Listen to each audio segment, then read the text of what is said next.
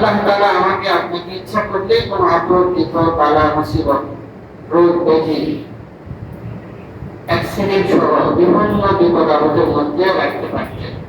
আমার আপনার এমন কোনো ক্ষমতা ছিল না আল্লাহ তাআলা যদি আমাদেরকে বিপদে বা রোগের মধ্যে রাখতেন, কোনো ক্ষমতা ছিল না সেখান থেকে রেহাই পাওয়ার। আল্লাহ চায় নাই বিধায় আল্লাহ কি আমি আপনি ভালো আছি। আমার আপনার ভালো ফলফুল আর ভালো ট্রিটমেন্ট করার কারণে,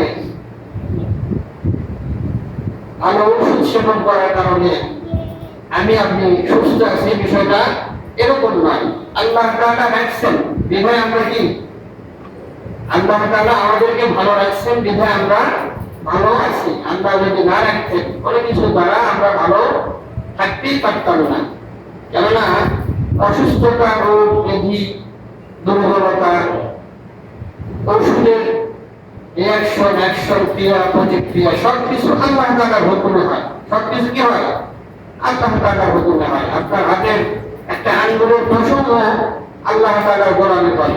আঙ্গুল তো দূরের কথা, আপনার হাতের আঙ্গুলের দোষও আল্লাহর কথা অনুযায়ী চলাফেরা করে, আপনার কথা অনুযায়ী চলাফেরা করবে না। তো আল্লাহ তাআলা আমাদেরকে ভালো রাখছেন, সুস্থ রাখছেন, বিধায় আমরা ভালো আছি। এজন্য সর্বোপরি শুকরিয়া কার করা দরকার ভাই? আল্লাহ তাআলা। এজন্য আমরা সকলে মন থেকে আল্লাহ তাআলা শুকরিয়া আদায় করব। আলহামদুলিল্লাহ।